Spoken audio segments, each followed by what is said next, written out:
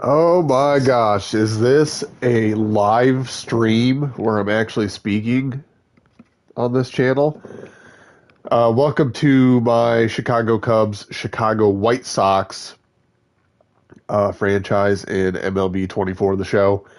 I control the Chicago White Sox. My cousin Nathan controls. Okay, I fucked that up already. I control the Chicago Cubs. My cousin Nathan controls the Chicago White Sox. We have simmed a couple games already with no voiceover, just live game action. I'm at 10-8, and Nathan is at a pretty decent 8-11 for having inherited a pretty lousy team. At least for about 20 minutes or so here, we're going to jump into some action. I have to probably mute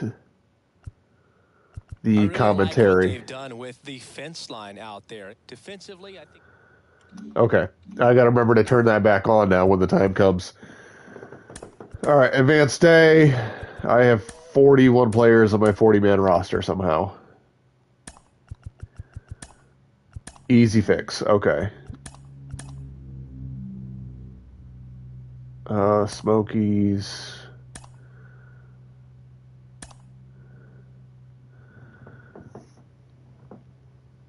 All right, so let's do custom game entry.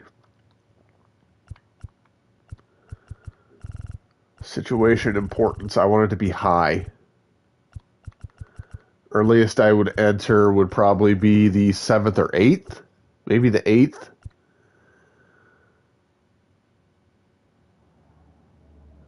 Example, top 8, game tied, runners on first and second, 2 out. That.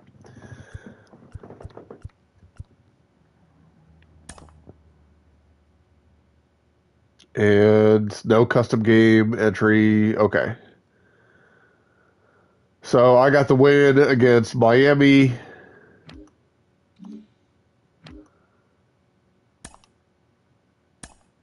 We got the same conditions for Nathan. And he lost 2-0. Okay. Custom game entry. And he won 8-1. This is going to be a little bit awkward bouncing back and forth, I can kind of tell. All right, we are entering this game. Ooh, it is a fucking close game. Why did I not enter the game before this? I might have to adjust my settings a little bit.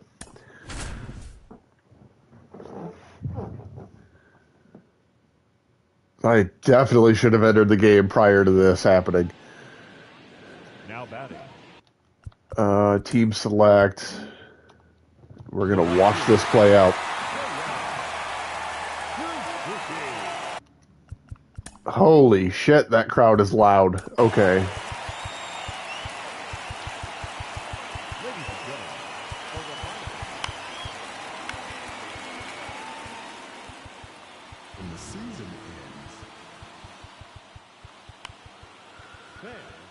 We're going to bring everything down so that you can actually hear me. Seiya Suzuki up. A chance to walk it off for the Cubs. 1 out, 1 on against Huascar Brazoban. Fouls off a slider.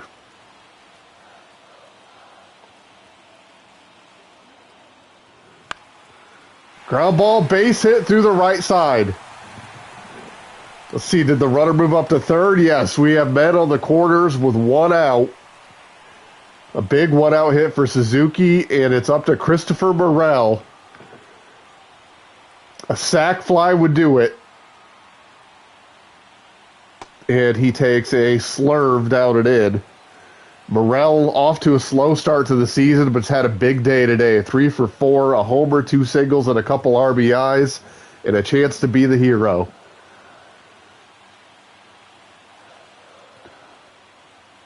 And it's a slider away, 2-0 to Morel. They may just put him on and load the bases. Oh, that ball is hammered. Deep left field. It is gone. Walk-off 3-run homer for Christopher Morel. And we are off to a fine start to this stream. A 2-home run game for Christopher Morel, including the walk-off 3-run shot off of Brazabon. Wrigley crowd going wild. Walk-off celebration at home plate. That looked like a hanging slider. And Morel is locked in. He did not miss that. That is on to Waveland. All right, what a start. Big 8-5 win against the Marlins.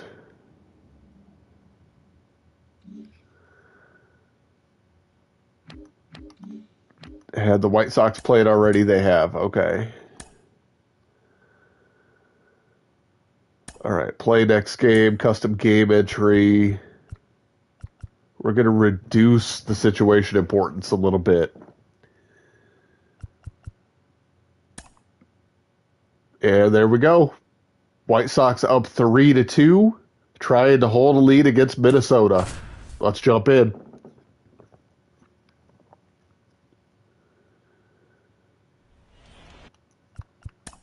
Oops, nope, not what I wanted. There we go. Sean Newcomb is the White Sox setup guy. This still seems a little loud. 0-1. Oh, it did not save. That's why. Nothing is impossible.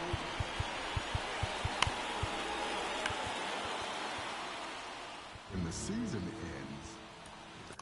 All right, I'm going to have to adjust that in the in-game menu, it looks like. And he is up 0-2 on Willie Castro to lead off the 8th. And, oh no. Curveball runs in slide, it hits Castro, and the Twins have the leadoff man on.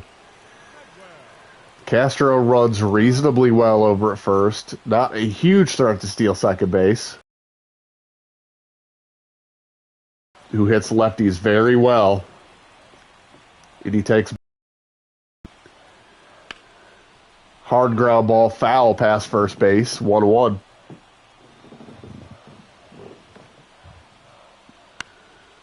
That ball's lifted into right. It's going to be an easy play out there for Colas.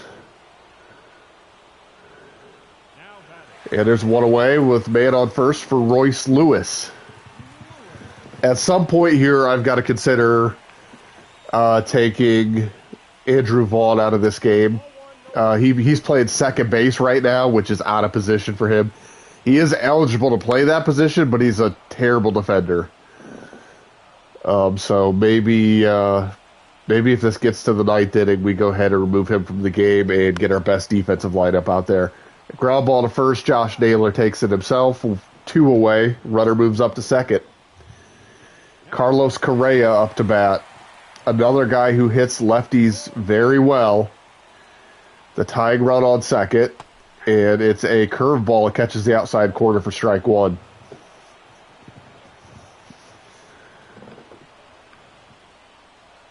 And it's a curveball to the inner half for strike 2. A quick 0-2 count to Carlos Correa. And a fastball on the bottom half of the plate fouled away. And it's a circle change down and away, 1-2. Runner takes his lead off second. That's Willie Castro. And Nuka blows the fastball by Correa. And the White Sox get out of it and maintain a 3-2 lead as we go to the top of the 9th here in Minnesota.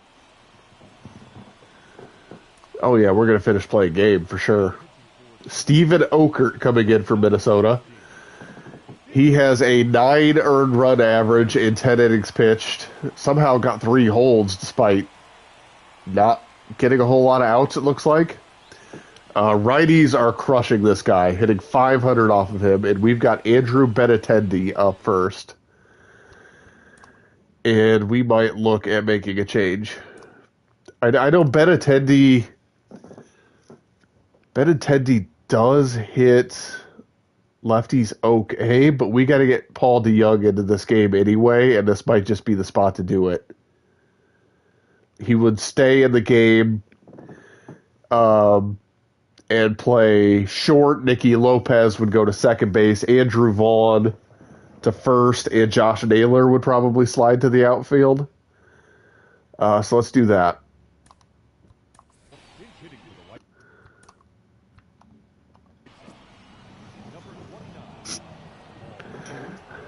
I like what Nathan has done with this team so far.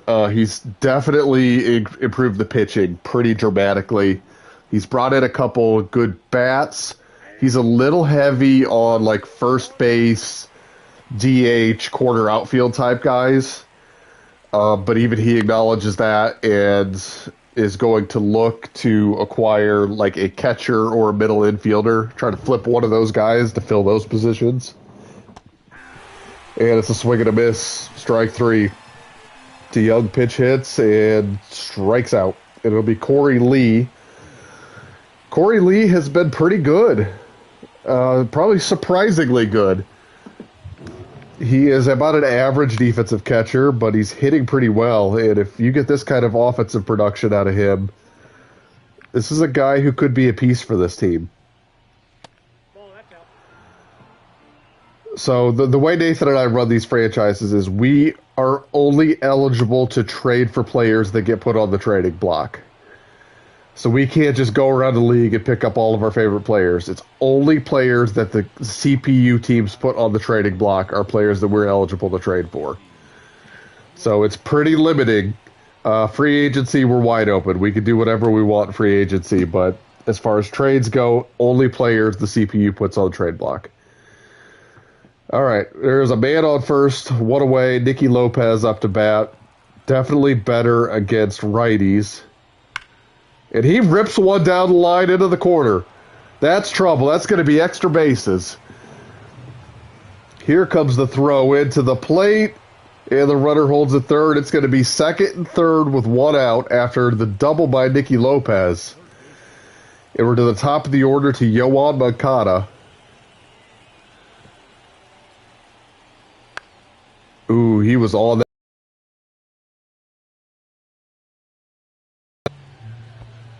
And it is a slider down to the dirt, skillfully blocked. Moncada hitting 348 with runners in scoring position. A big RBI opportunity here. And that ball's hammered deep left field. That is gone. 3-run homer by Yoan Moncada. And the White Sox have busted this thing open in the ninth. And the Twins are going to make a pitching change. They're going to go to Giovanni Moran, who's actually been pretty good this season. 2 ERA and 9 innings pitched. I don't know why he wasn't the guy to begin with.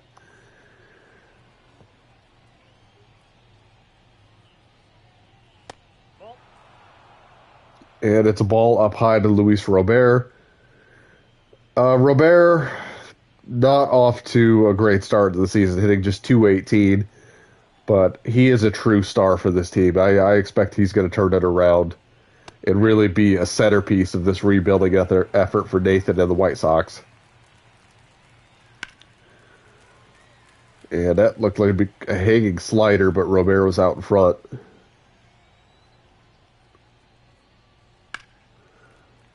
And he's a little bit behind on the fastball. He's kind of getting caught in between right now.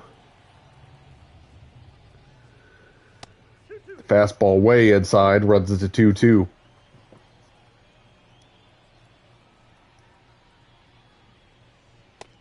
Swing and a miss on a fastball down and in.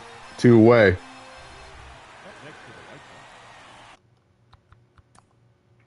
You know what? I have a feeling that this needs to come down even more. I'll have to listen to this back and see how easy or difficult it is to actually hear me. Eloy Jimenez up, 0-1 count. Jimenez can play the outfield, but he is best suited as a DH.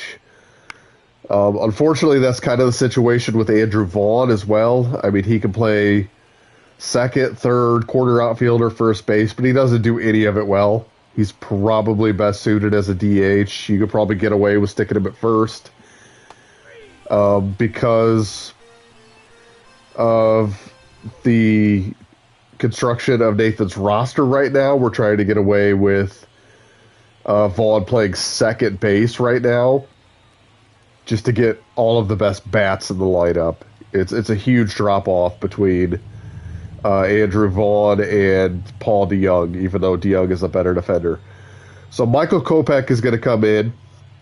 Kevin Pillar comes into the game. I forgot to make the defensive change, but it doesn't matter. We're up 6-2. It's a non-save situation.